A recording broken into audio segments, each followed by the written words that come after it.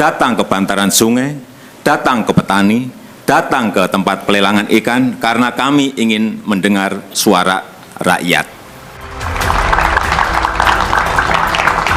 Prof. Kunchoro, itu adalah pernyataan calon Presiden Jokowi di 9 Juni 2014 dalam debat Presiden. Demokrasi adalah mendengarkan suara rakyat dan mendengarkan dan melaksanakannya. Prof. pun menanggapinya gimana? Itu dulu. Oh. Sekarang Sudah lah, tadi kata mencela itu di sini nih. Tidak ada satu pegangan yang jelas. Saya setuju kalau itu kembali kepada mereka seperti itu. Jadi mendengar suara rakyat, gitu. Rakyat adalah Tuhan, gitu. Tapi kalau misalnya sekarang kemudian rakyat dicegahnya digunakan manfaatnya, kan dari UGM menyampaikan sesuatu itu kan tadi seperti yang dikatakan dari Unhas, ini kan menyangkut masalah rasa keadilan, Mas. Dan selalu kemudian dikatakan bahwa mereka tidak melanggar hukum tertulis yang lebih pegangan. Padahal pegangan kita tidak selalu hukum yang tertulis, dan yang terjadi adalah nanti akan tidak berlaku yang namanya norma adat dan sebagainya tidak berlaku. Kenapa? Karena selalu yang dibenarkan adalah yang tertulis. Ini rusak hukum kita. Oke, baik, Prof. Kun. Prof. Tuti, jadi memang Prof. Tuti atau UI juga melihat ada perubahan ya, dari cara Presiden Jokowi memerintah ketika dulu masih calon presiden dan sampai sekarang berubah sebetulnya. Saya kira itu sudah sangat kasat mata ya. Kalau kita melihat di awal-awal itu, yang kita ukur misalnya adalah bagaimana cara masyarakat itu mengapresiasi. Di awalnya itu kan sampai ada kalau diboyong ke istana gitu ya. Masyarakat kelihatan tuh sangat bahagia dengan pesta yang baru sekali itu terjadi di Indonesia kan. Jadi menunjukkan bahwa betapa besarnya harapan masyarakat bahwa beliau akan melaksanakan apa yang dikatakan tadi, selalu mendengar rakyat. Ya, akan tetapi kemudian ketika bergeser ke era berikutnya, ternyata setelah terjadi perubahan-perubahan, mungkin yang didengar bukan lagi rakyat atau rakyat tapi dalam segmen-segmen tertentu. Dan itu juga yang membuat kita semuanya resah ketika tiba-tiba yang tadi saya katakan, hukum tidak lagi digunakan sebagai alat untuk memperbaiki, untuk membuat lebih baik masyarakat, tool of social engineering. Kok malah dipergunakan ya itu? Dipergunakan dan memang kemudian seakan-akan hukum tertulis itu adalah Tuhan dari segala hukum gitu ya. Padahal kita tahu bahwa tidak mungkin ada hukum itu tanpa membicarakan tentang nilai dan moralitas. Oke, kalau kita kaitkan dengan tadi Prof. Tuti juga menyebut ya, ada putusan MK yang menyebutkan bahwa MK itu melanggar etik dan tetap bertahan sebagai hakim konstitusi, dan DKPP juga mengatakan ketua KPU juga melanggar etik. Ini gimana? Apakah ini juga bagian dari orkestrasi itu atau gimana? Menurut saya ya. Dan yang paling menyedihkan saya adalah mahasiswa saya yang selama ini kita ajarin tentang etika yang harus dipergunakan, nilai-nilai di dalam ilmu hukum, mereka mengatakan, ternyata dosen-dosen kami, guru-guru besarnya bohong. Negara itu tidak melakukan etika di dalam mengambil keputusan.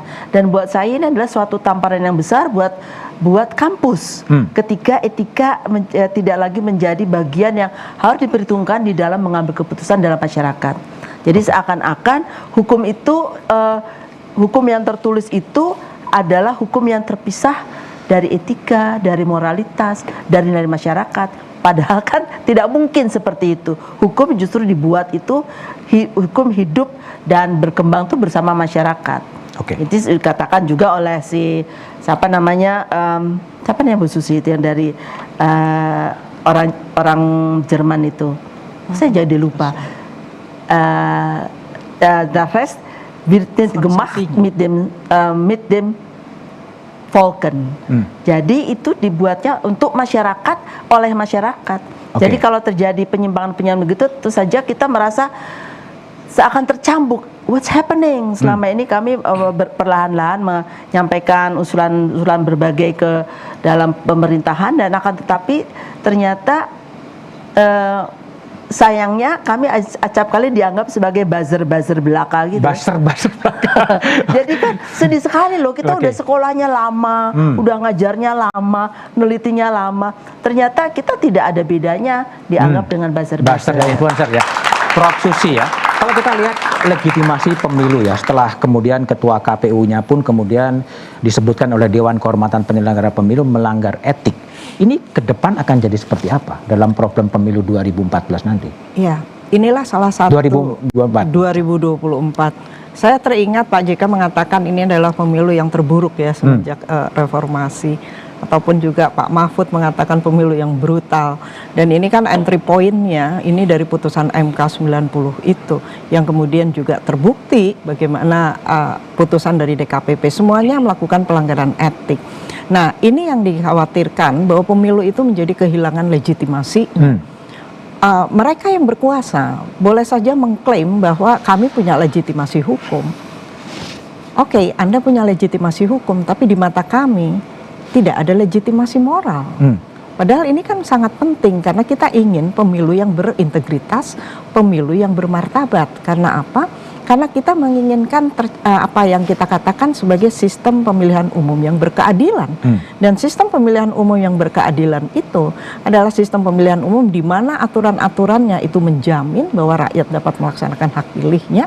Kemudian juga penyelenggara pemilihan umum itu tunduk bukan hanya pada ketentuan-ketentuan tetapi juga pada etika-etika, kemudian juga penegakan hukum yang adil. Nah, ini adalah yang menjadi persoalan, padahal pemilihan umum itu merupakan salah satu instrumen yang paling penting dalam rangka demokrasi. Bagaimana kalau pemilihan umumnya cacat, pemilihan umumnya tidak mempunyai legitimasi moral, apakah kita masih dapat katakan bahwa demokrasi di Indonesia baik-baik saja?